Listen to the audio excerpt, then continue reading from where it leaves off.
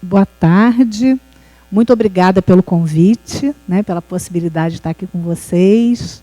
É sempre um bom reencontro, mas é também um grande desafio, né, porque eu sou pedagoga, sou professora da Faculdade de Educação. Antes de chegar à Faculdade de Educação, tive uma razoável experiência na escola pública, nos anos iniciais da escola pública, especialmente no processo de alfabetização, e desde então até hoje continuo trabalhando minhas pesquisas, meu trabalho bastante vinculado a esse período de escolarização, né?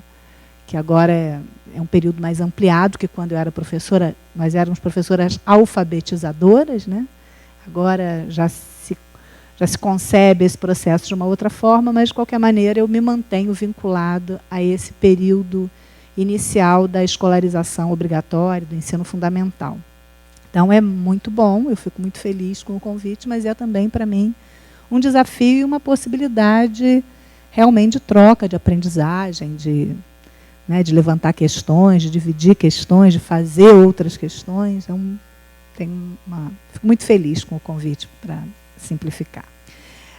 Eu não trouxe uma palestra pronta, né? Eu trouxe algumas questões sobre as quais eu gostaria de conversar com vocês a partir do que me foi proposto, a partir das informações que eu tive no convite, né? Porque quando é feito o convite, é feita uma certa contextualização, mas eu sou de fora, né? Então, quem é de fora tem que chegar de mansinho, né? Tem que pedir licença, assim, porque para poder realmente estabelecendo uma conversa.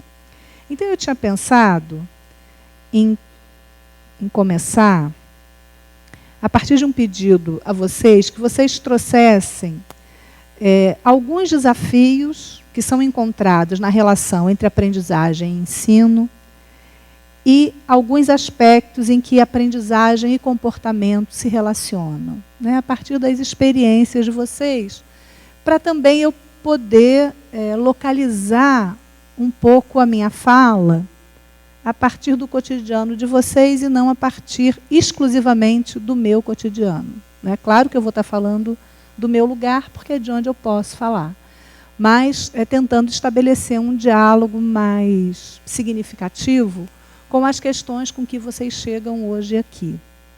Então, eu queria saber se a gente pode abrir, não com a minha fala e deixar as questões para depois, mas a gente abrir com vocês me trazendo um pouco dessa informação, né? Eu, então, trabalharia a partir das informações que vocês trazem e depois a gente reabriria para as questões, para a conversa, para o diálogo. Então, talvez a gente pudesse fazer um primeiro levantamento aí. O que vocês encontram como desafios, né? Porque o nosso tema da tarde é descompasso e desafios da relação entre aprendizagem e ensino.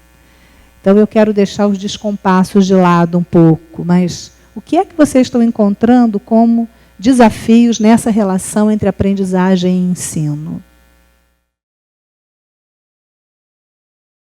A gente já tem um bom elenco de questões para começar a conversar, né? E aí, eu fiquei, enquanto vocês estavam falando, eu fui tentando anotar pelo menos algumas palavras, né, para poder recuperar. E acho que duas questões me parecem centrais aí no que vocês estão trazendo. Eu recolheria duas questões no que vocês estão trazendo, que me parece que atravessa, que é a questão da diferença, né, e a relação diferença e desigualdade, e a questão do conhecimento, né, e como é que a escola transita nesses aspectos. Eu vou começar a trabalhar um pouco com isso e depois vou aproximando um pouco as outras questões que eu tinha selecionado como talvez interessantes para a gente conversar sobre elas. E vou começar contando uma situação de sala de aula. Uma professora de primeiro ano de escolaridade. Primeiro ano, sim. Primeiro ano. Uma turma de primeiro ano de escolaridade com um menino autista. E aí, essa professora é uma professora muito experiente, né? Ela costuma pegar as turmas e acompanhar os 3 anos.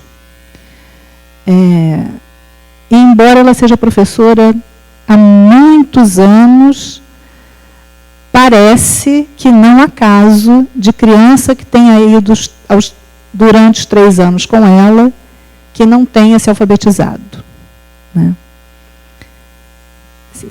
Pode ter uma ou outra, mas se tem um caso que desaparece nessa história. Então, quero dizer que é uma professora com uma longa experiência e com uma boa experiência, né?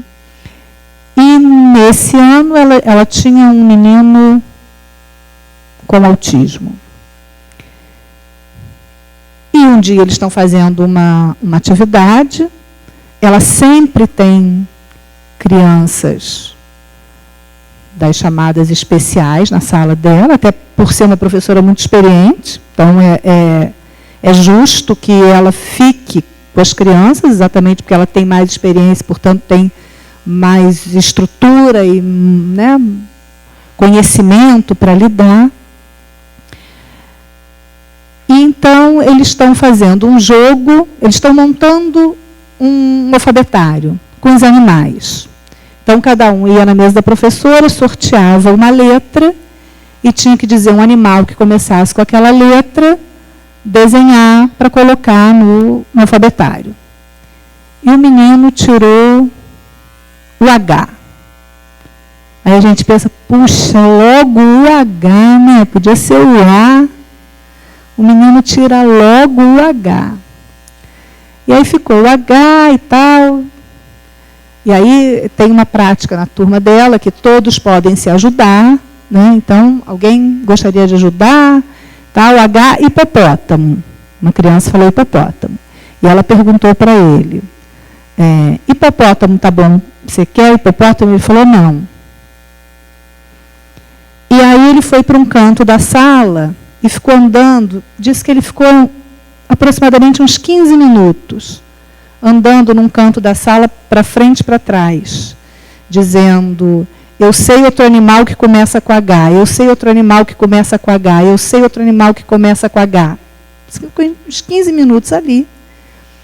E ela, então, já havia conversado, desde que a turma começou a trabalhar junto, que a questão de que a turma precisava ajudar ele a se concentrar, que em alguns momentos ele ia fazer algumas coisas que ele precisava fazer, né? Então, ela falou com o pessoal, olha, ele está precisando, né, ficar pensando sobre a letra e nós vamos continuar a atividade, né? E foi chamando a atenção das crianças e foi continuando a atividade. E dado aí por volta de uns 15 minutos, ele diz, hiena. Né? E aí ela começou a conversar com ele sobre hiena e aí foi descobrir que ele conhecia muito sobre os animais. Era um tema de muito interesse dele, ele tinha muitos livros em casa, no dia seguinte a mãe mandou livros, e aí continuaram lá, ele sabia da hiena, sabia tudo sobre as hienas. Por que essa história, né? Primeiro porque é uma história que tem final feliz, né? É bom a gente começar a parte da tarde já, que a gente já está assim, já teve a manhã toda, já almoçou, já deu aquela preguicinha, hoje esse dia é meio frisinho, começar com uma história feliz é melhor, né? Mas eu acho que essa experiência é muito interessante. Eu lembrei dela na medida em que vocês iam falando, porque eu acho que ela trabalha com essas duas questões, né? A diferença e o conhecimento, né? Desde muitos lugares. A diferença não como desigualdade, mas a diferença como o direito de ser, com a sua experiência, com a sua singularidade, mas ser parte do grupo com a sua singularidade e o grupo ir se constituindo pelo diálogo daquelas pessoas que compõem aquele grupo, né? E que todas são diferentes, singulares, né? E cada grupo pode, portanto, se estruturar como um grupo único na medida que é composto por aquelas pessoas, naquela situação, naquele contexto. E como é que a gente pode ir trabalhando no sentido de aprender e ensinar a viver, né? Não conviver, porque às vezes eu acho que conviver tem um certo marco assim, né? Eu convivo com isso, é algo que eu aceito, mas se eu pudesse eu evitaria, né? Então não seria conviver, mas a viver com as nossas particularidades. E também de forma que cada um vá aprendendo a lidar com as suas particularidades para também poder pertencer ao grupo, né? Então, esse movimento múltiplo que tem aí uma força grande no acolhimento, no estar com o outro, mas não no acolhimento e no estar com o outro nesse sentido do coitado, né? Coitado deste menino. Né? Não nesse sentido, mas no sentido de que é sempre uma possibilidade de aprendizagem, é sempre um desafio e é sempre a possibilidade do confronto, o estar com o outro. E aí, eu não sei se o nosso maior problema são as turmas muito grandes. E aí eu quero marcar o não sei, tá? Quero marcar assim, botar em vermelho, caixa alta, negrito, piscando. Né? Não estou afirmando que as turmas grandes não sejam problemas, mas eu estou indagando até que ponto o principal problema é a quantidade. Até que ponto a quantidade, sendo também um problema, não vai ocultando e mascarando uma série de outras questões que estão muito mais relacionadas a esse encontro com o outro, esse encontro que é lugar de conflito, que é lugar de desafio, que é lugar de desestruturação, mas que também é lugar de aprendizagem, que também é lugar de construção de outras possibilidades. Né? Fico pensando o tipo de relação que essa professora precisa ter com todas e cada uma das crianças para que seja possível uma ficar 10 minutos, 15, 5 minutos que seja, andando de um lado para o outro, repetindo ininterruptamente uma mesma frase, né, numa mesma cadência, e ela conseguir trabalhar com as outras.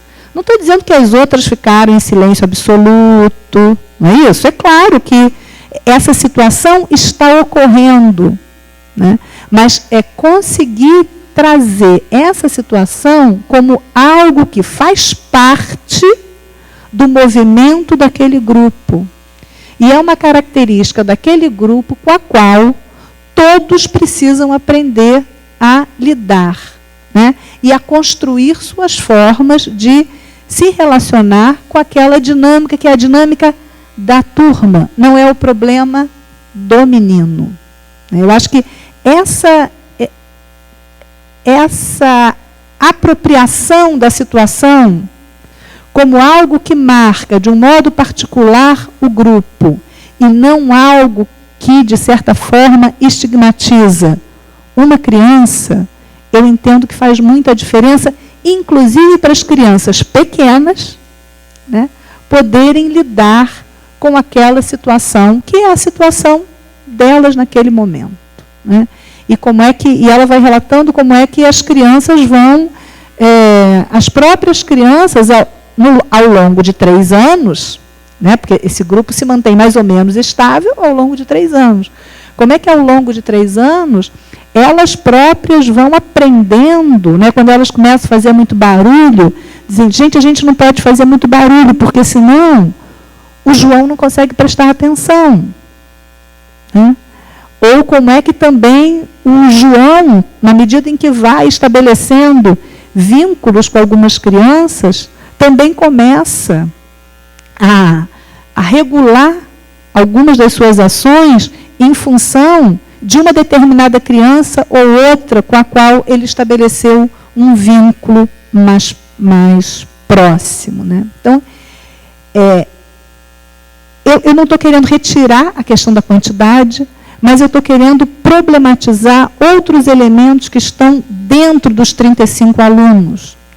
Porque eu fico pensando na minha trajetória de estudante, nunca estudei com menos de 40, de turma de 40. Aqui tem bastante gente mais nova do que eu. Mas gente mais ou menos da minha faixa etária, não é não? Nossas turmas eram de 40 para frente. Não é? Mesmo pequenos. Mas o contexto era outro.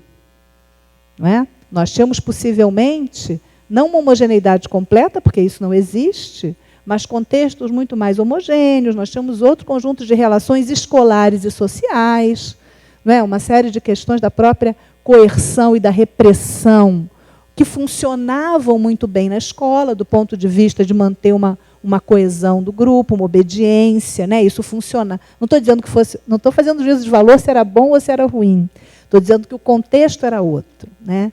Então, como é que as questões desse trabalho, né, que eu acho que vocês mesmos foram marcando, como é que a gente vai mantendo a possibilidade de um olhar singular dentro de grupos, né, que não são pequenos, né, de grupos em que a gente vai ter uma diferença alargada, mais exposta, e, portanto, as possibilidades de conflito elas se amplificam, né? Claro, se eu tenho 15, né, a possibilidade de desencontro é menor do que se eu tenho 35. Né? Embora eu possa ter 15, dá para virada também, não é isso? Então, estou querendo pensar um pouco nessas questões do conhecimento e da diferença, né?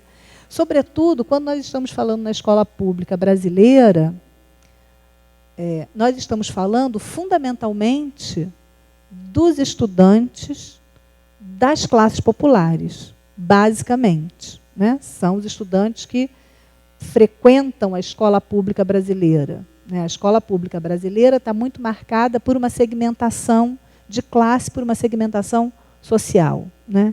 O que também introduz uma série de problemas, porque a escola é pensada como instituição social e não é pensada pelos professores, ela é pensada pela sociedade, né, muito a partir da ótica da classe média.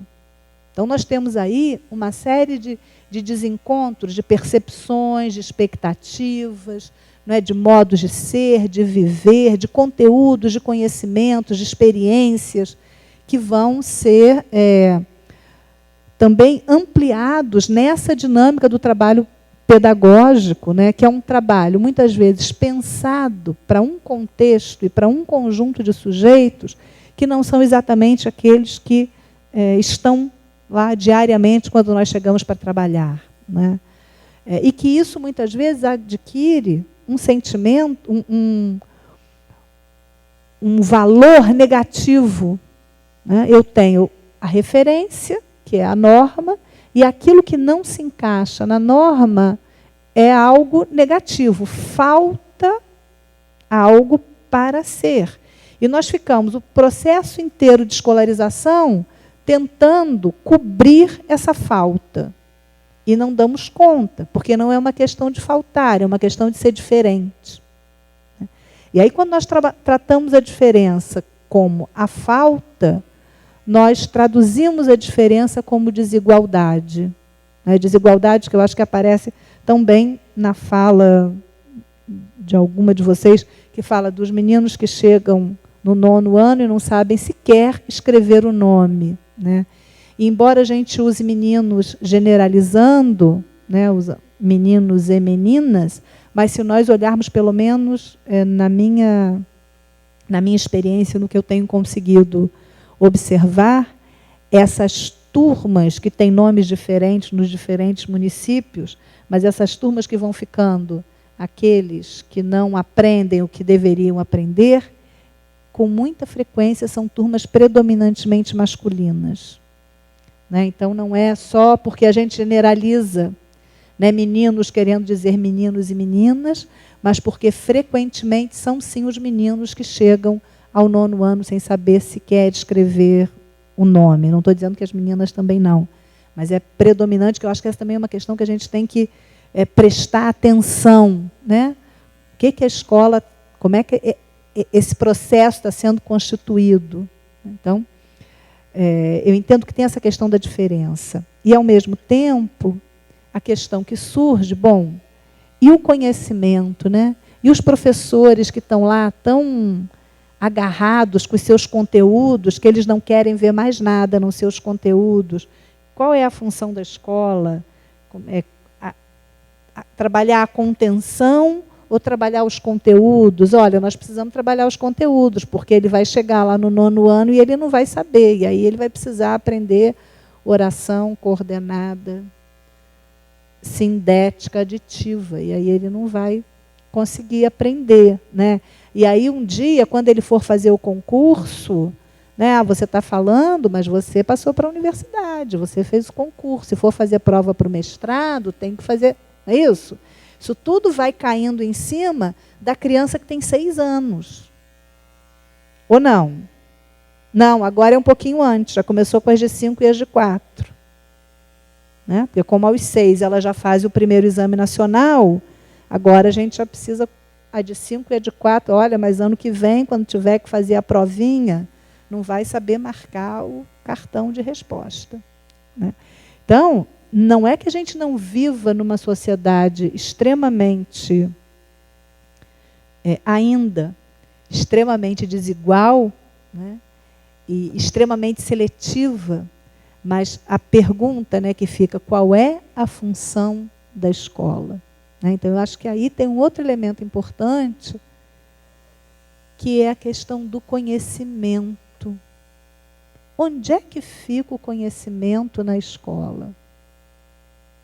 Onde é que fica o conhecimento no trabalho pedagógico? De que conhecimento nós estamos falando quando nós falamos em aprender e ensinar? Por que nós falamos em conteúdo? É muito frequente que a palavra seja essa. Aliás, os planejamentos são montados assim, não são? Montados quais são os conteúdos, né? E aí é muito difícil mesmo fazer transmissão de conteúdo para 35 pessoas, durante 50 minutos, de modo que todos adquiram os mesmos conteúdos no mesmo tempo. Não é difícil não, pessoal. É impossível. É impossível. Não há quem faça. Transmissão de conteúdo, 50 minutos, para 30 pessoas, de forma que no final de tal período todos saibam exatamente a mesma coisa, não há possibilidade. Né? Então, nós vamos lidando com uma estrutura que vai sendo naturalizada, mas que ela é uma estrutura baseada na desigualdade. Não na diferença, na desigualdade. Né? E aí, quero explicitar o que eu estou chamando de diferença e de desigualdade. Diferença é algo que vai se produzindo nas relações humanas. Né? Em muitas dimensões. É só nós olharmos aqui nesse auditório. Todos nós somos diferentes, embora todos humanos. Né? Há uma série de elementos que nos igualam, mas há também uma série de elementos que nos diferenciam, que nos tornam singulares. Não só na nossa aparência, mas no nosso modo de viver, nas nossas experiências, nossos interesses, nossos conhecimentos, e por aí vai. A desigualdade é algo socialmente produzido. A desigualdade se dá quando a sociedade estabelece isso tem um valor positivo e o não isso tem um valor negativo. Né? Então, a diferença não traz em si a desigualdade. Isso é uma garrafa, isso é um copo. São diferentes. Né? Mas ambos têm igual valor. O problema é quando a gente começa a dizer, não, mas olha, a garrafa vale mais do que o copo. O copo está vazio, não tem nada aqui dentro. A garrafa está com água, eu posso... Ah, mas você precisa do copo. Não, não preciso do copo, eu posso beber direto na garrafa, não vai ficar muito elegante, mas... Né, posso prescindir do copo. Copo é algo irrelevante. E aí, o que a gente diz? A gente diz assim para a escola, agora escola, transforma copo em garrafa. Transforma copo em garrafa e enche de água, porque o bacana é ser garrafa. Né? Esse é um desafio que me parece impossível de realizar, a não ser pela lógica da exclusão da escola. Né? Então, a gente pega lá de pequenininho, começa a ver, e assim não vai não. Vai criando múltiplas formas de exclusão, que sempre marcou a nossa escola. A escola brasileira sempre foi uma escola extremamente excludente. Né? Ela era tão excludente que muitos segmentos sociais sequer tinham acesso a ela. Então a gente ouve assim, no meu tempo, antigamente, no tempo do meu pai, no tempo da minha mãe. Vamos olhar quais eram os segmentos sociais que efetivamente frequentavam a escola. Né? E todo mundo tinha sucesso escolar? Claro que não. Né?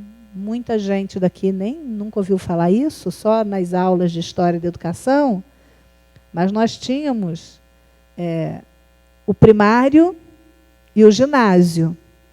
Isso todo mundo já ouviu falar.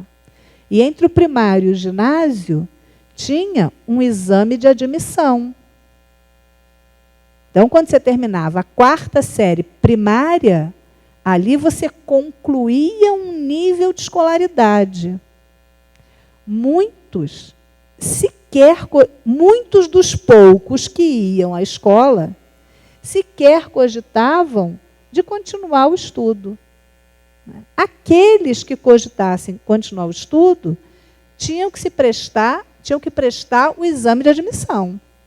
Podiam ser aprovados ou não. Inclusive, havia um ano escolar que era o ano de admissão, que era de preparação para o exame.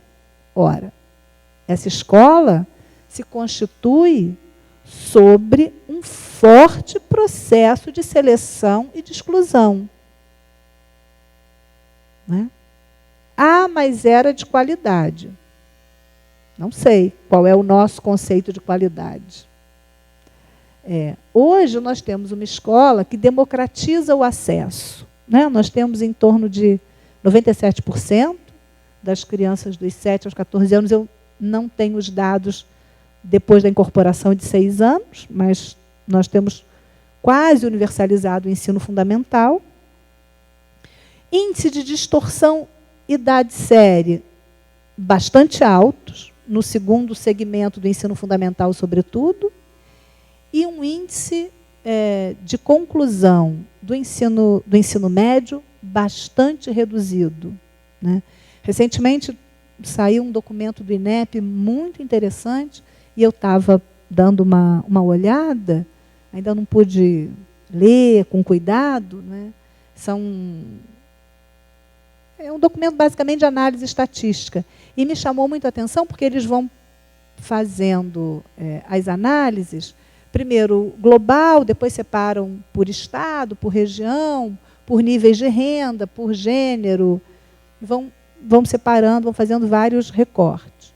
E no ensino médio me chamou a atenção que, e eles trabalham os 25% mais ricos e os 25% mais pobres, e fazem a comparação desses dois cortes. E me chamou a atenção que o índice de conclusão do ensino médio, nos 25% mais ricos, gira em torno de 70%. isso me chamou muita atenção, porque eu imaginava que, né, fosse universal, como é o ensino fundamental. Né? Então, o que está aí por trás, não sei. Não sei nem se depois a análise, a discussão que eles fazem, trazem mais elementos, mas esse dado me chamou a atenção. Então, a gente tem um processo de escolarização que ele é um processo de muita diferenciação, uma perspectiva de muita desigualdade. Né? Tá, isso nós sabemos. Né? O nosso desafio é como é que, diante de uma escola que está, do meu ponto de vista, felizmente, universalizada no acesso, como é que nós caminhamos no sentido de ampliar o processo de democratização, porque o acesso é importante, mas não é suficiente. De modo que o acesso à escola seja acompanhado do acesso ao conhecimento e não aos conteúdos escolares. Porque um dos elementos, do meu ponto de vista, importantes nos processos de segregação e de produção de desigualdade interna na escola é a ênfase no conteúdo. Porque o conteúdo, ele tem uma lógica que lhe é própria, né? E que realmente ele demanda um encadeamento que, se eu não souber isso, dificilmente eu aprenderei aquilo. Não é? Então, se eu trabalho na lógica do conteúdo, esse processo de separação, porque eu posso não ter reprovação e ter formas de separação, né? De separação dos que sabem daqueles que não sabem, ele precisa o tempo todo ser feito. Né? Quando eu trabalho com o conhecimento, essas questões vão podendo ser, não sei se transformadas assim, tão imediatamente, mas elas vão podendo ser ressignificadas.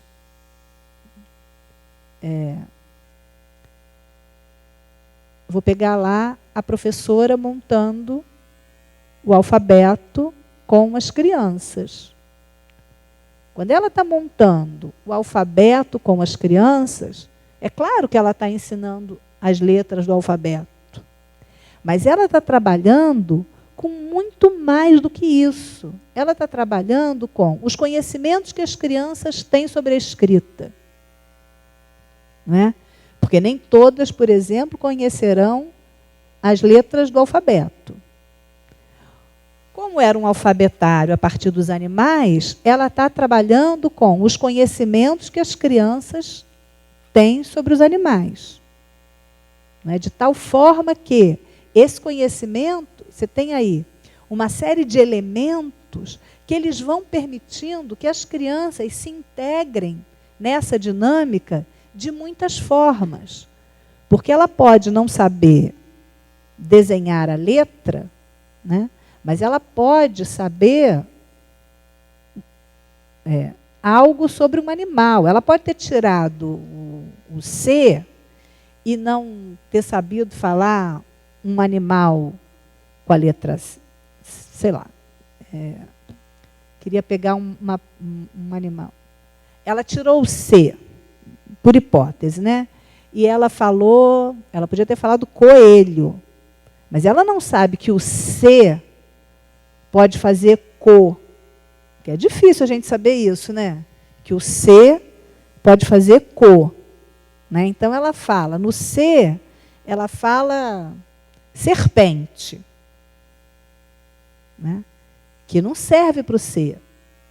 Mas ela tem aí uma possibilidade de se integrar ao trabalho, fazendo toda uma discussão lá sobre a serpente, porque ela vai trazer o conhecimento que ela tem sobre o animal e ela pode se integrar nesse trabalho em torno da ampliação do conhecimento e não na aquisição e transmissão de conteúdos. Não sei se eu estou conseguindo deixar claro qual é a diferença que eu estou tentando fazer, né?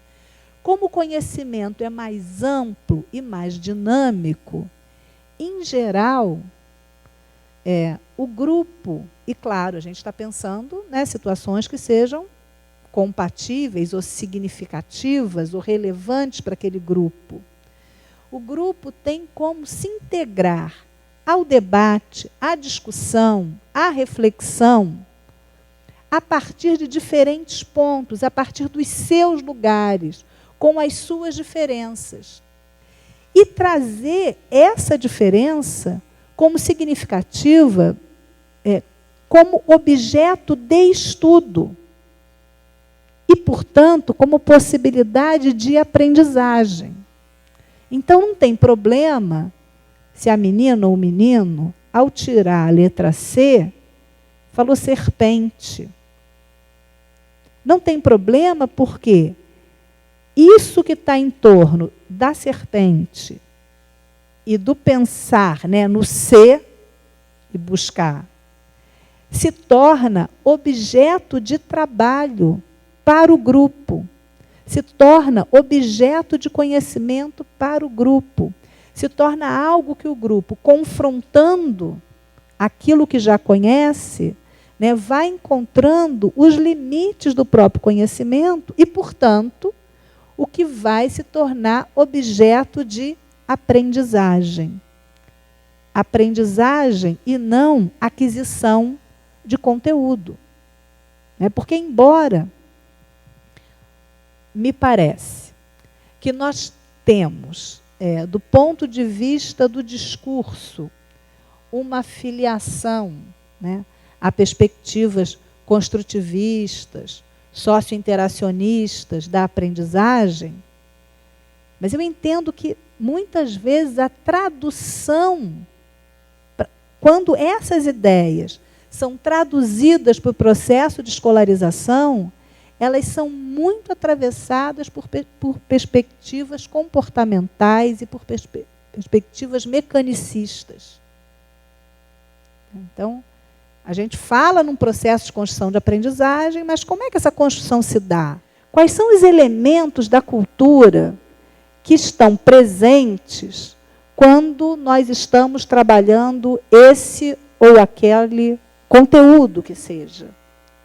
Quais são as muitas traduções que uma mesma situação pode ter, dependendo das experiências culturais de cada um? E que isso não é trazido necessariamente à dimensão da possibilidade de verbalização, né, ou de compreensão. Eu agora lembrei, não sei se tem muito a ver, mas assim, é porque eu sou avó, e aí eu tenho que falar da minha neta. Eu sempre lembro um jeito de falar da minha neta.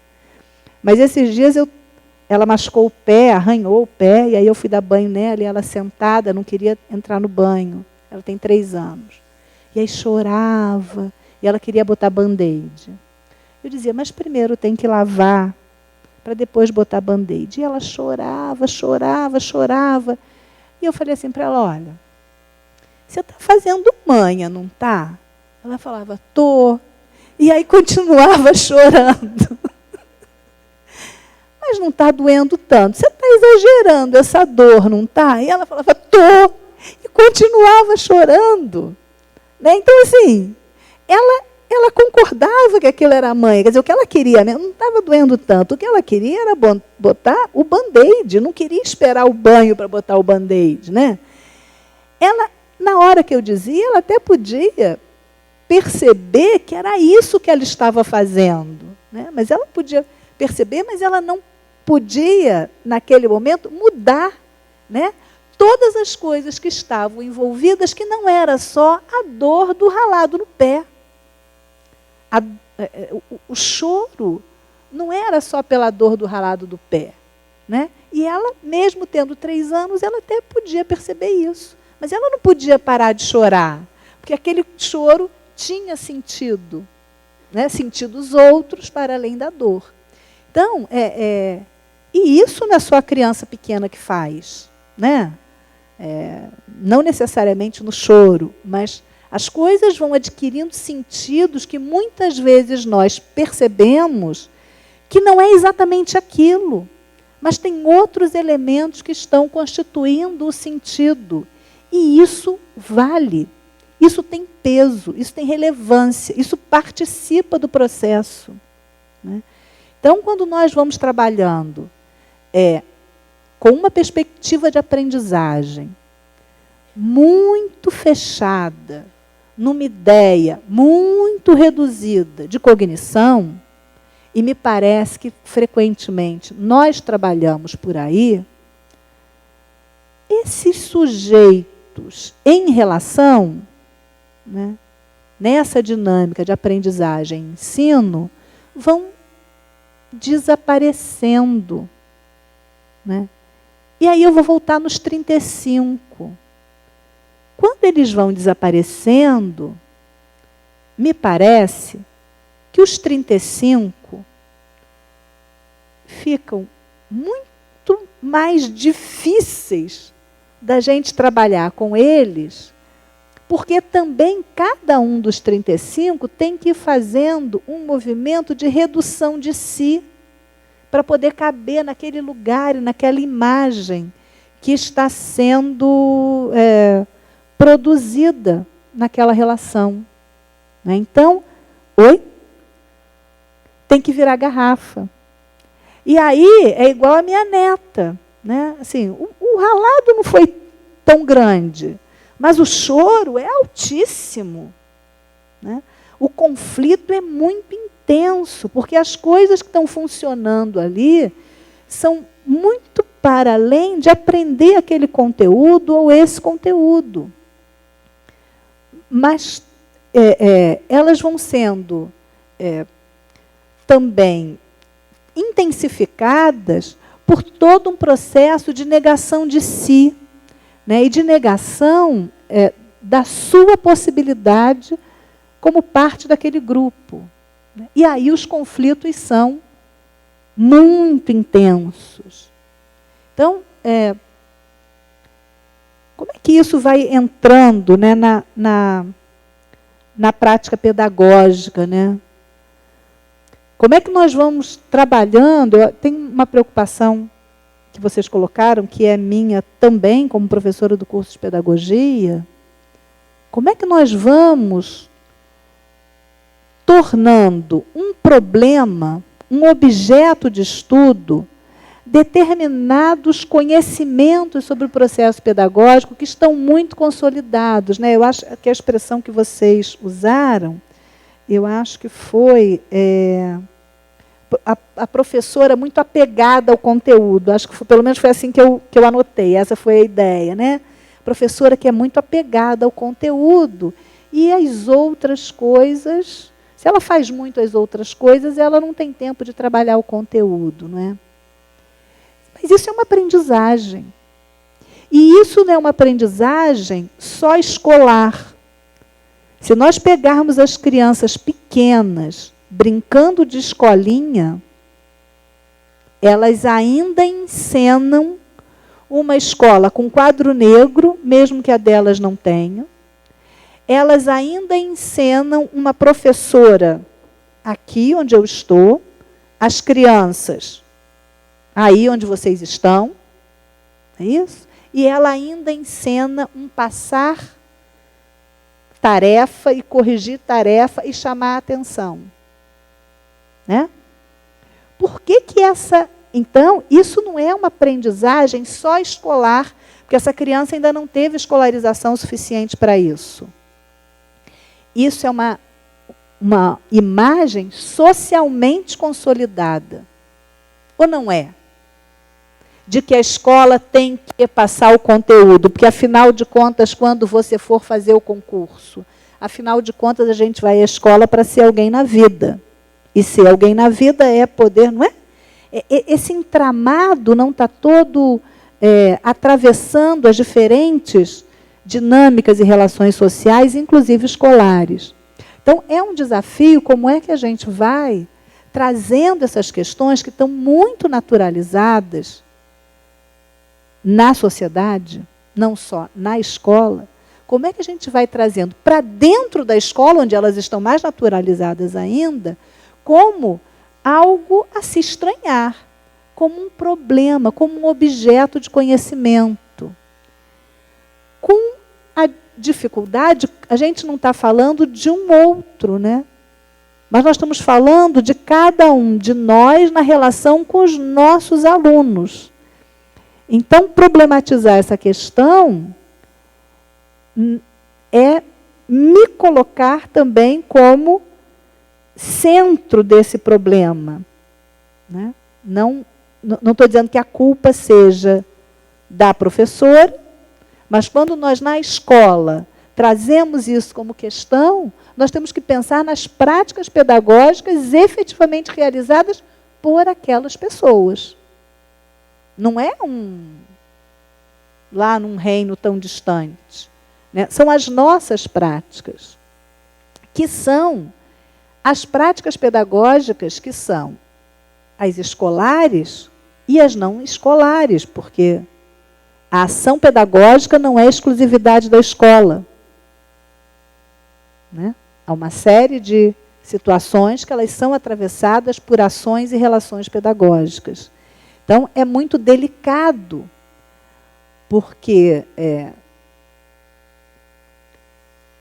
também é uma preocupação também que apareceu, né? Como é que a gente faz isso a partir também de um reconhecimento do conhecimento que esse profissional tem, que essa pessoa tem, né? Dos seus atravessamentos e das suas experiências. Então, não basta fazer a palestra, não basta dar o curso, embora tudo isso seja importante. Não basta fazer o planejamento né? Porque é preciso a gente poder criar vínculos e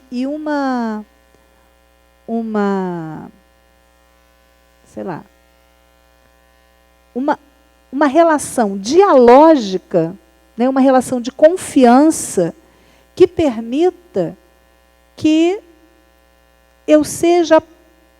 as minhas ações sejam postas em discussão sem que isso seja me desqualificar. Ou sem que isso seja eu me sentir desqualificada. Sobretudo quando a gente tem uma relação bastante desigual, porque a escola, como a sociedade, tem hierarquia. Ou não tem? Né? Tem uma hierarquia. A gente pode tentar reduzir essa hierarquia, a gente pode tentar estabelecer relações mais horizontais, a gente pode tentar estabelecer relações mais dialógicas, mas isso é um processo, né? Nós ainda temos uma relação que um manda, que o outro manda, que o outro manda, que o outro manda, ou não manda, mas ocupa um lugar de maior valor social, né? De maior poder, que eu não sei bem qual é, mas de maior poder. E aí nós voltamos à questão da diferença e da desigualdade. Também na relação entre os profissionais que circulam na escola, também há uma relação em que a diferença se traduz em desigualdade.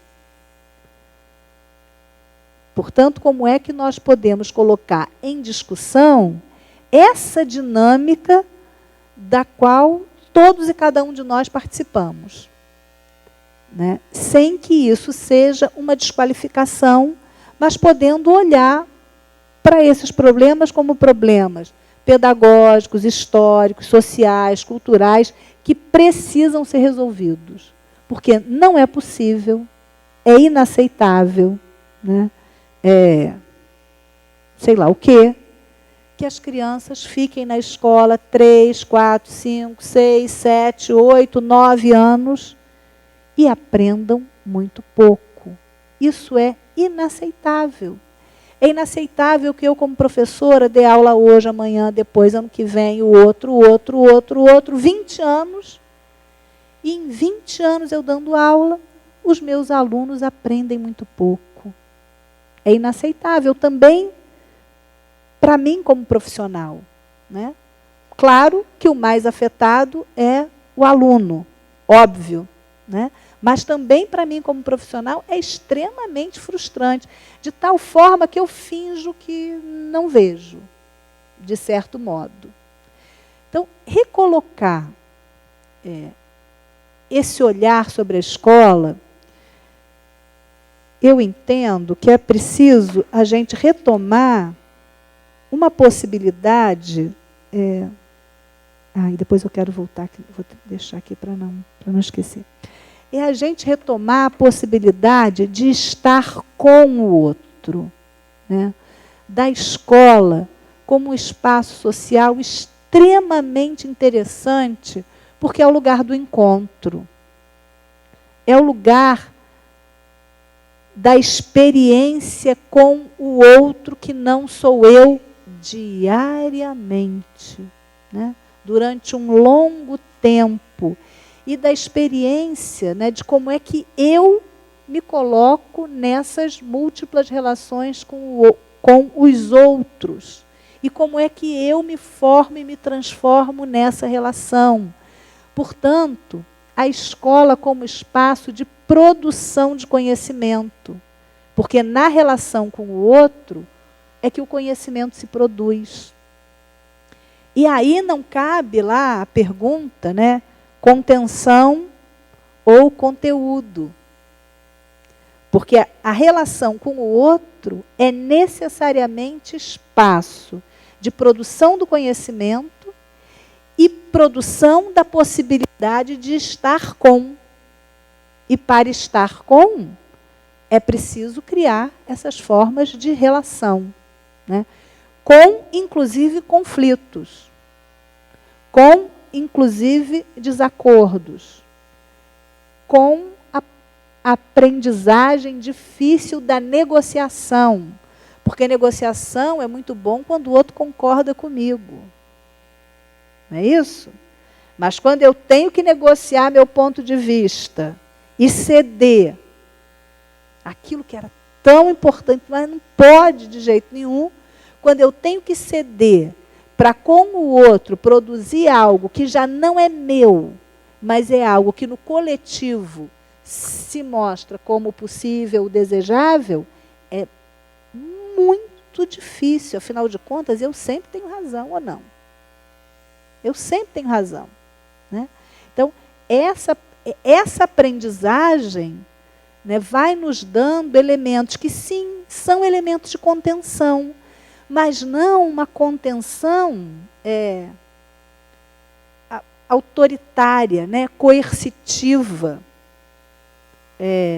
de imposição, mas uma contenção que se impõe pela própria relação, né, pelo próprio desejo e necessidade de estar com o outro numa relação que produz. E produz o quê? Conhecimento. E que aí eu posso me ver como alguém que aprende. E posso ver o quanto que o outro aprende comigo. É claro que tudo isso, no nosso contexto pelo menos, é dificílimo de fazer. E entendo que vai se tornando muito difícil de fazer pela própria ideia de pedagogia que foi se consolidando na nossa sociedade, que tem a ver com essa lógica excludente e seletiva, né? Que mesmo quando mantém na instituição, segrega, né? A segregação dentro da instituição é legitimada, né? Tem uma questão que vocês levantam que diz respeito aos adolescentes em situação de transferência compulsória, né? Veja, esse é um processo em que a instituição, não a unidade escolar, mas a instituição escola, reconhece como legítima a possibilidade da segregação. Ou não? Não estou dizendo que em alguns casos não seja indispensável, né? Não dá para a gente fazer uma fala generalizada, porque ela se torna leviana. Mas eu quero dizer que a própria constituição dessa possibilidade tem relação com o reconhecimento de que a segregação e o estigma são possíveis. E essa não é uma definição apenas escolar. Essa é uma definição da sociedade, presente também na escola.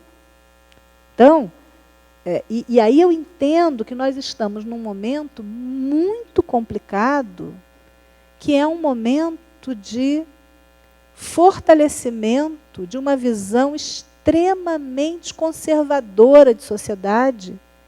E, portanto, as visões conservadoras, elas são visões constituídas na base da exclusão. De tal forma que nós, acho que estamos mudando, inclusive, o modo de olhar para as crianças. Né?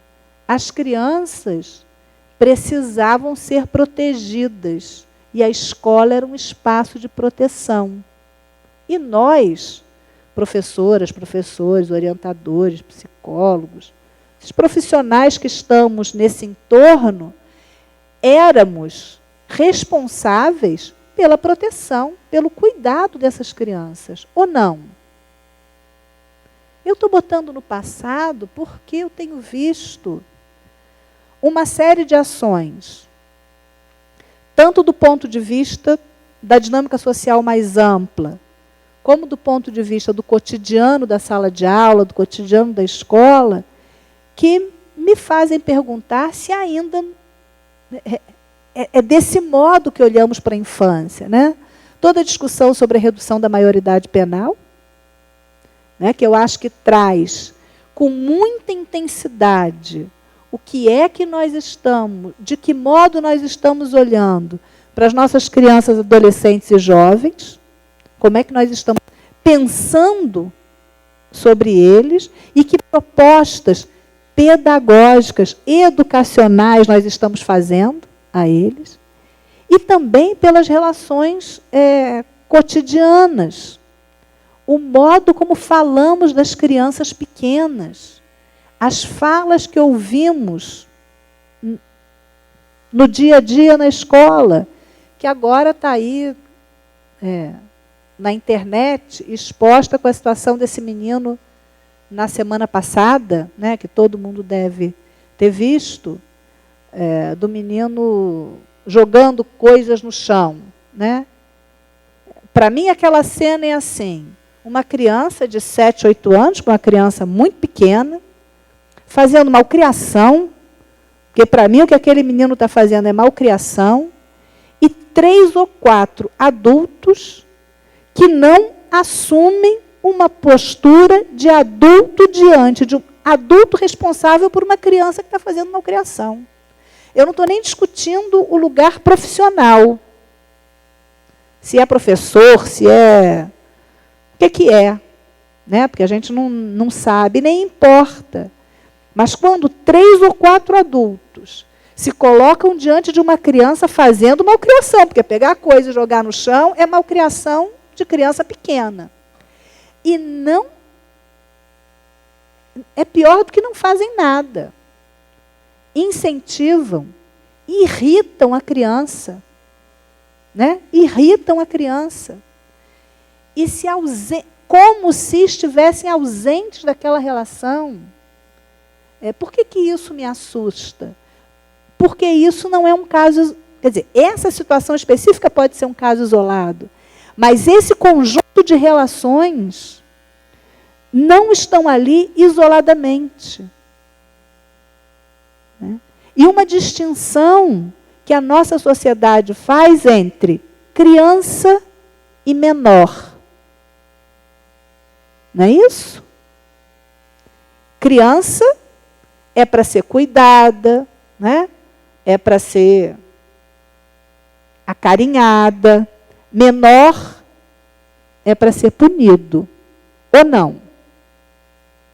O quanto isso vem atravessando as paredes da sala de aula e atravessando os modos como nós vamos constituindo o nosso fazer cotidiano com as crianças. Né? Em que medida essa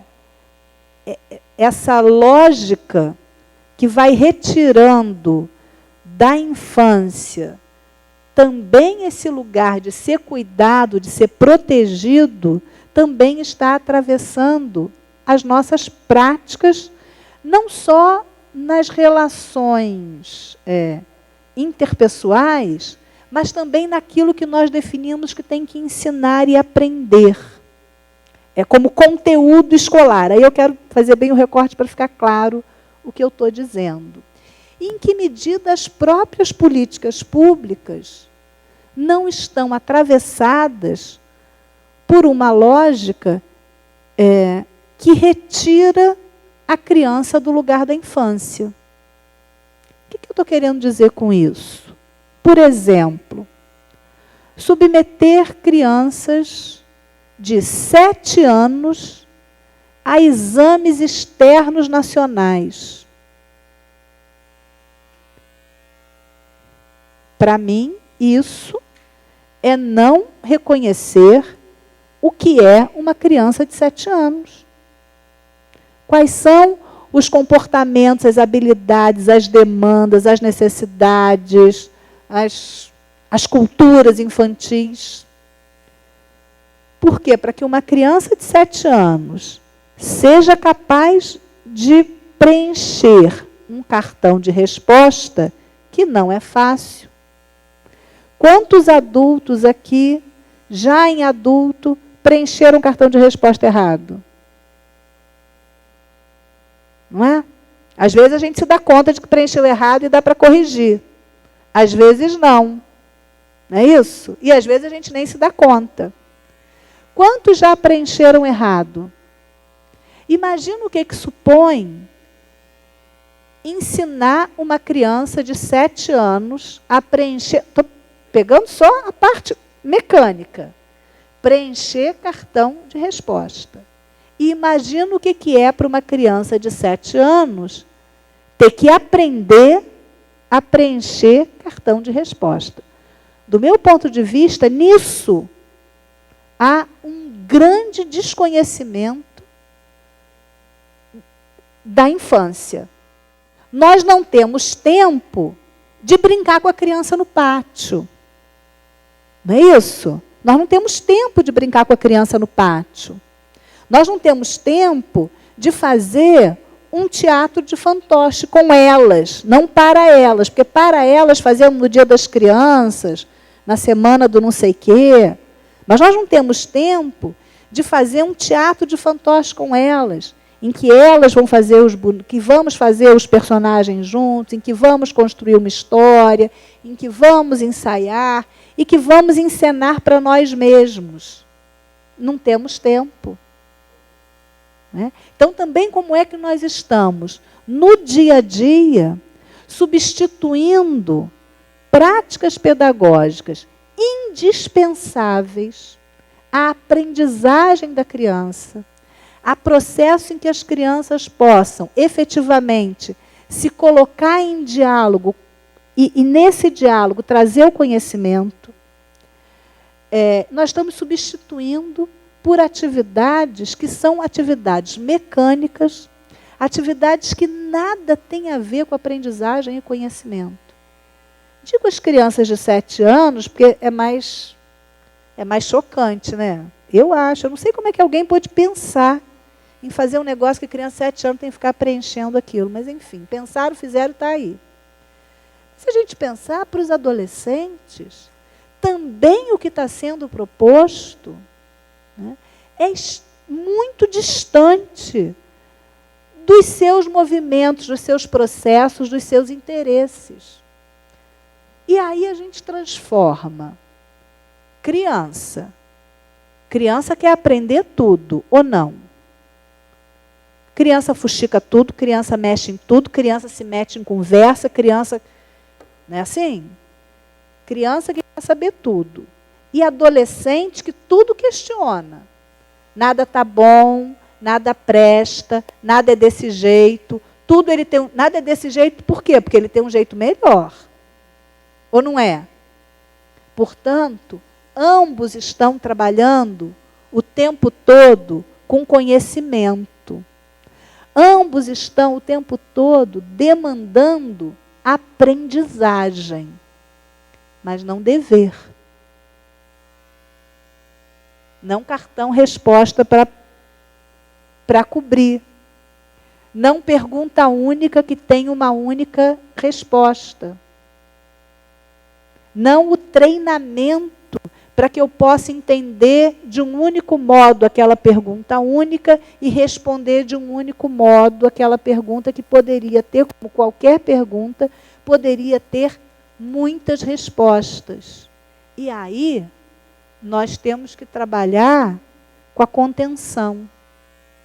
Nós temos que trabalhar com as medidas coercitivas, né? Dentre as quais, lá, a transferência compulsória, por exemplo, porque ela funciona fundamentalmente, eu não digo exclusivamente, mas ela funciona fundamentalmente como um dos procedimentos de coerção, ou não? Ou eu estou traduzindo mal, né? Claro, nós vamos transformando aquele espaço e tempo que traz em si a possibilidade da aprendizagem, do conhecimento, da transformação, da experiência. Nós vamos desvitalizando esse espaço e cada vez mais o espaço da aquisição, da reprodução, da aquisição e da reprodução. E aí, hajam procedimentos de coerção e de contenção. E ficamos neles e não temos de novo tempo para trabalhar o que seria indispensável, fundamental, né, e que poderia efetivamente nos articular enquanto um grupo que tem ali algumas finalidades em comum com as nossas diferenças.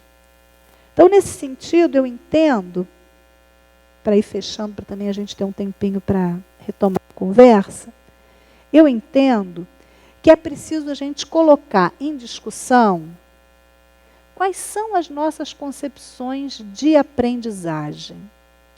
Quando nós estamos propondo esse tipo de atividade com os estudantes, nós estamos pensando que aprender é o quê? E nós estamos pensando que ensinar é o quê?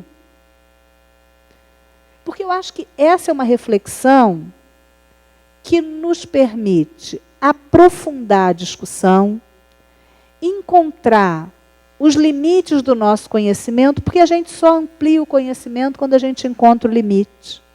Né? Enquanto, para mim, aquele conhecimento é satisfatório, eu não vou buscar um novo conhecimento.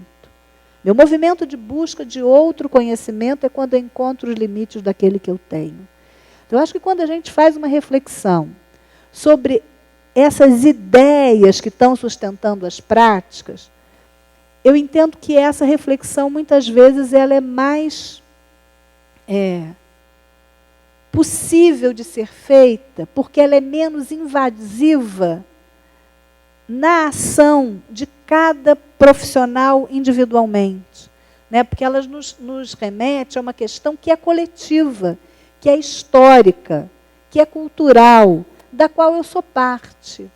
Mas ela não é exclusivamente minha. Né? Ela atravessa a minha ação. Então, eu acho que isso nos ajuda a criar alguns espaços de reflexão. Né? E buscar também uma discussão sobre o que a gente está chamando de dificuldade no processo de escolarização. Por que dificuldade é negativo? Porque, veja, todo mundo, quando está aprendendo alguma coisa, tem algum tipo de dificuldade nessa coisa que está aprendendo, ou não. Não é? Eu começo a fazer uma coisa pela primeira vez.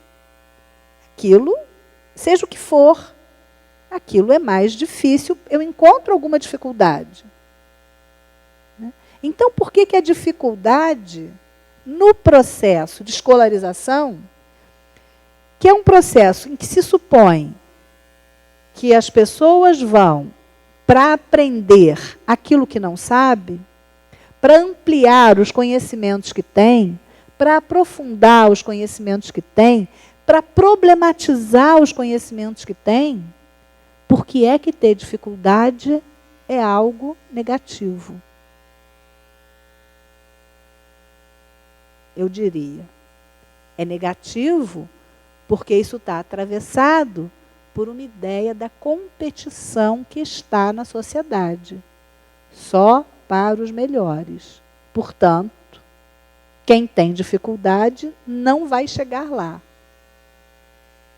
Ou não, né? Mas nós antecipamos algo que ficaria lá para frente. Nós já vamos trazendo para a criança desde 4, 5, 6 anos e vamos dificultando as possibilidades de que elas ampliem os seus conhecimentos. Então, por que essas palavras, a gente tem até dificuldade de usar?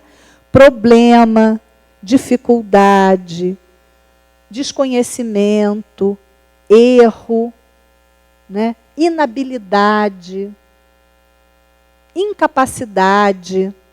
Por que essas palavras têm um sentido negativo no processo de escolarização? Quando são exatamente, quando são alguns dos nossos elementos principais de trabalho, né? E alguns elementos fundamentais da nossa experiência humana. Se eu resolver, nessa altura do campeonato, que eu vou fazer, sei lá, ginástica olímpica, né? Eu não vou conseguir. Isso. Eu posso aprender uma coisa ou outra. Eu posso, inclusive, aprender a reconhecer e a lidar com a minha incapacidade e com a minha inabilidade. Ou não? Ou eu sou capaz de tudo e eu sou hábil para tudo. Mas na escola nós temos que ser. Ou temos que fingir que somos. Né? Eu tenho um colega de trabalho que diz, olha, faz cara de que sabe.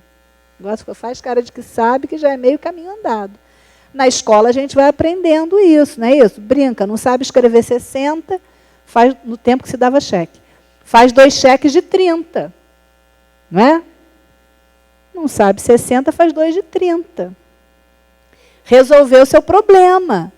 O problema é que a gente vai, isso é uma brincadeira, mas a gente vai ensinando e aprendendo na trajetória escolar os macetes para esconder o que eu não sei. Se eu escondo o que eu não sei, eu não posso aprender. Né? Esconder a minha inabilidade, a minha incapacidade, o meu desconhecimento, o meu não saber, é criar obstáculos para a minha aprendizagem.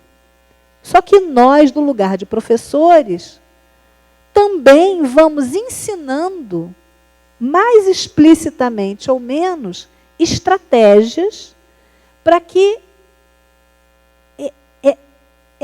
essas coisas que não são bem vistas não apareçam.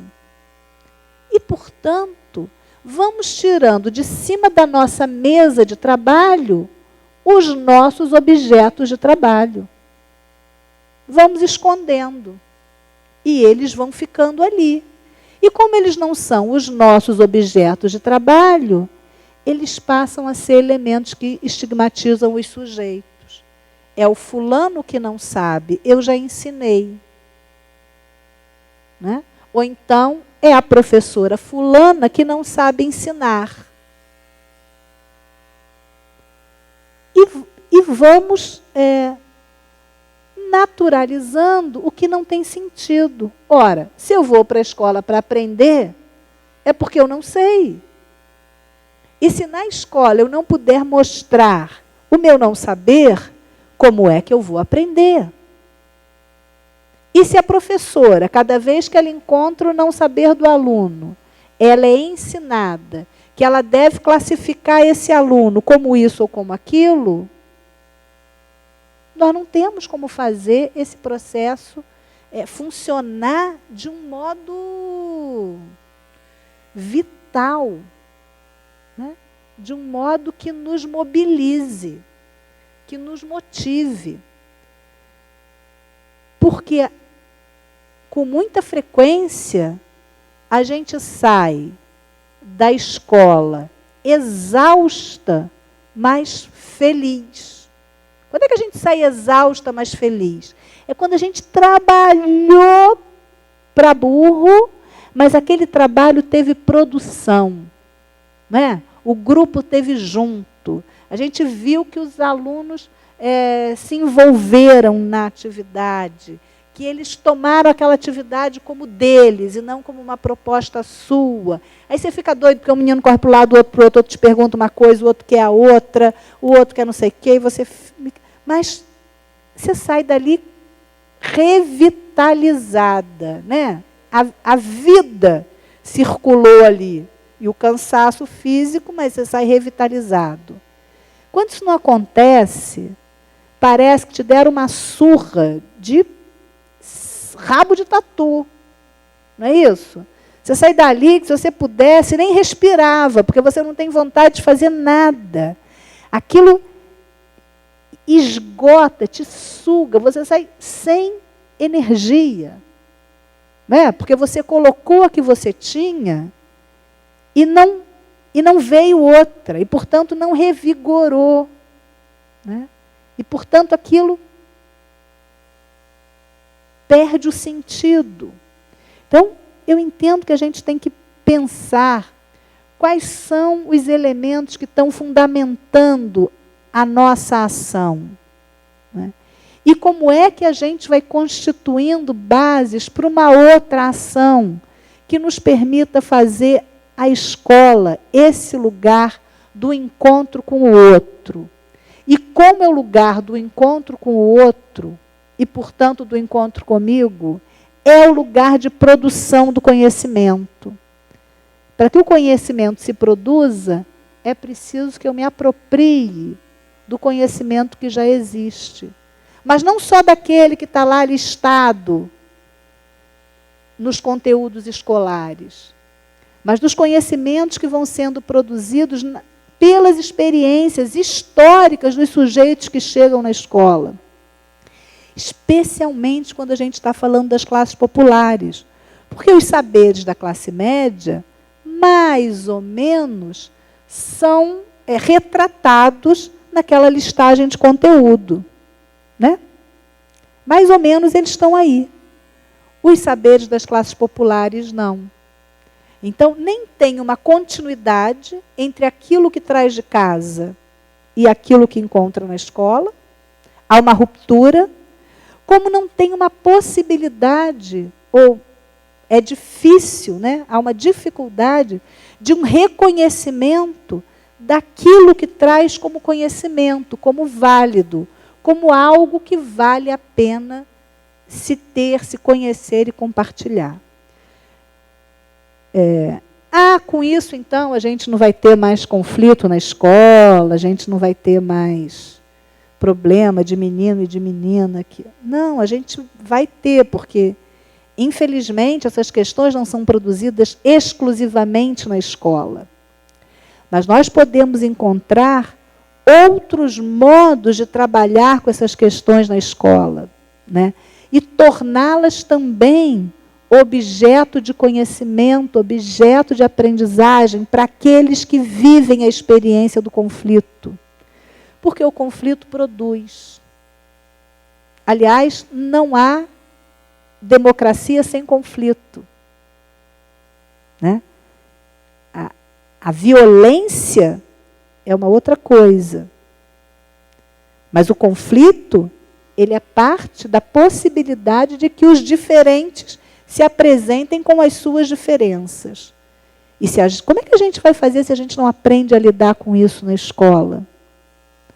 E quando a gente transforma o conflito em parte do trabalho pedagógico, quando a gente toma a diferença como central no trabalho pedagógico, a gente pode ir problematizando. Não é que a gente vai resolver, não, da noite para o dia, mas a gente pode ir problematizando uma série de relações que estão consolidadas, né, que estão calcificadas e que, portanto, nos dão pouca mobilidade. Dizendo isso, eu me lembrei de uma professora também, isso já tem muito tempo. Ela também tinha uma turma de segundo ano, segunda série, naquele momento, uma turma de crianças assim, começando. E eles tinham um acordo na turma, era um andar térreo, e tinha uma parte coberta e depois o pátio. E nessa parte coberta, que ligava a sala de aula ao pátio, tinha uns bancos. E eles tinham um acordo que as crianças podiam sair, ficar ali no banco quando quisessem, podiam ir ao banheiro sem pedir, podiam sair da sala para ficar ali no banco. E eles saíam, voltavam. E a professora começou a observar que tinha um menino que ele só ficava no banco, né? Ficavam lá jogando, não sei se aqui chama assim bafo, né? Porque também chama bafo, porque às vezes tem umas coisas, ele ficava ali jogando bafo, não sei o quê, implicando com quem passava, óbvio, né? E ela começou a observar que ele estava ficando constantemente. Ela, então, passou a observar se era aleatório, se tinha alguma coisa que mobilizasse, e pareceu a ela que toda vez que ela dava atividade de escrita espontânea, ele escapulia. E num determinado dia, ela diz, não, hoje eu não vou deixar ele sair. Na hora que ele vai sair, ele diz, não, eu gostaria que você fizesse atividade com seus colegas. Ah, não vou fazer, vai fazer. Aí começa aquela conversa gentil, né? Não vou fazer, vai fazer. Não, não vou, vai não. Aí ela falou, não, você vai fazer. Você vai sentar na sua mesa e você hoje vai fazer a tarefa. Ele sentou, era uma escrita espontânea, escrita livre. Ela viu ele escrevendo. Ele acabou, pegou o papel, botou na mesa dela e saiu, porta fora. Era um bilhete para ela. Quando ela pegou o bilhete, ela não conseguiu ler. Quer dizer, lia, mas... E a turma toda viu, então a turma queria saber o que estava no bilhete. Ela não consegue ler o bilhete para a turma. Ela vai lá fora e diz, olha só, volta aqui. Você deixou um bilhete, mas eu não consigo ler. Então você tem que escrever de novo esse bilhete, porque eu não consigo ler. Ele senta, reescreve. E é muito interessante, porque o primeiro ele faz em letra cursiva, que realmente é uma letra, sobretudo para quem está começando, né, dificulta a leitura. Então, o segundo ele faz todo em caixa alta. E aí ele escreve, mais ou menos, o princípio é esse, depois o resto não sei. Tia Penha, sua feia horrorosa. Eu vou lá fora e quero ver quem é que vai me tirar de lá. Quero ver. Assinado Rafael. Aí ele foi, reescreveu, agora legível, botou em cima da mesa e foi.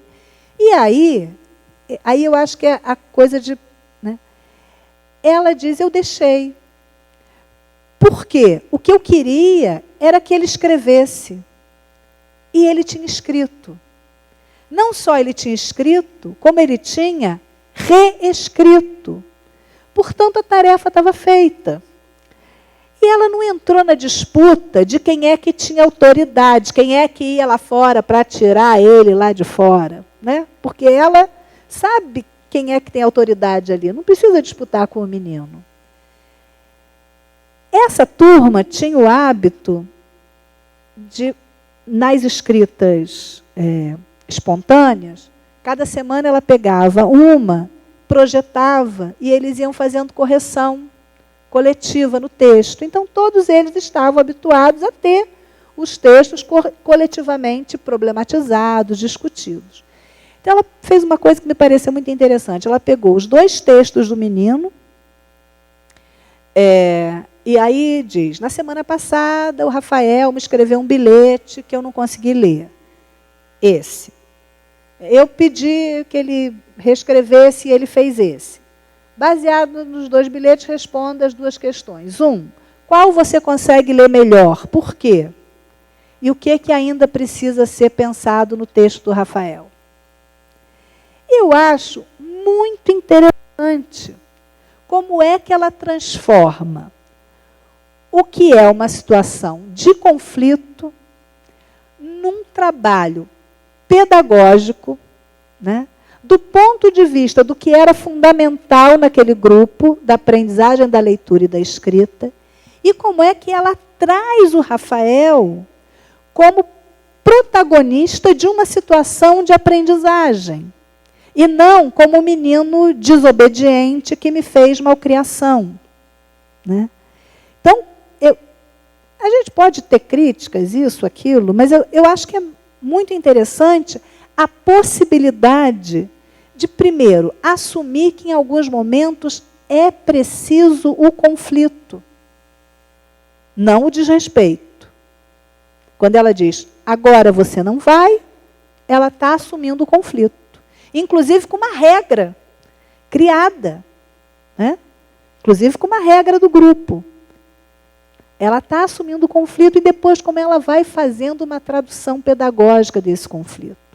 Então, eu entendo que quando a gente trabalha nas escolas públicas, sobretudo de periferias urbanas, sobretudo as escolas que vão ser assumidas pelas classes populares, eu entendo que nós temos que trabalhar com as questões postas pela educação popular.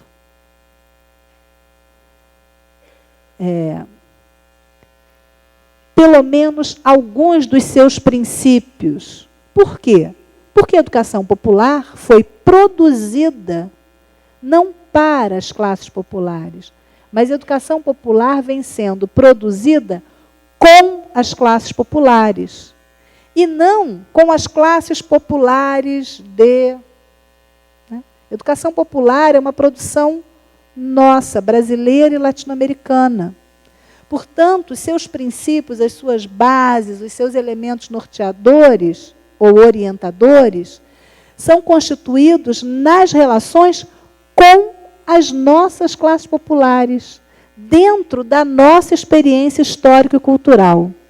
Então, eu entendo que aí tem alguns elementos, a gente não pode fazer uma transposição linear, porque nós estamos falando de escolarização, nós estamos falando de instituição, mas eu entendo que tem alguns elementos nos seus princípios e nas suas bases que são bastante interessantes para a gente trazer para a reflexão sobre o processo de escolarização. Então, assim, eu destacaria a cultura como elemento articulador do trabalho pedagógico. A gente vai ver que a origem da sistematização da educação popular no Brasil são os círculos de cultura.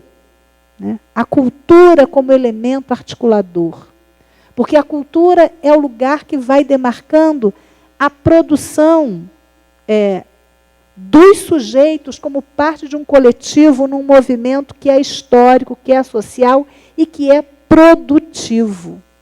Então, eu acho que trazer a cultura como elemento articulador. O diálogo como princípio fundamental do trabalho pedagógico. O professor é diferente do estudante. O professor não é mais do que o estudante.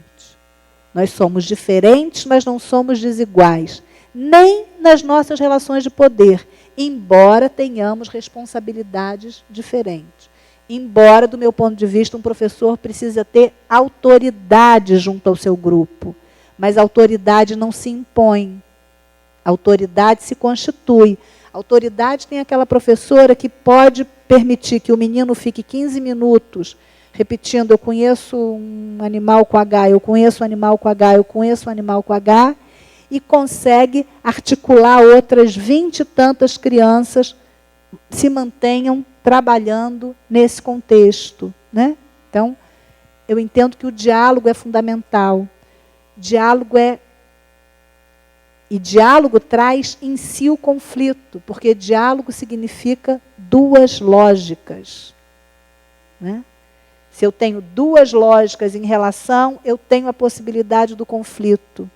O conflito como espaço, portanto, de expressão, né, das muitas possibilidades e, portanto, de caminhos a serem trabalhados e da necessária construção de alguns consensos, que só são possíveis no diálogo e na negociação, né?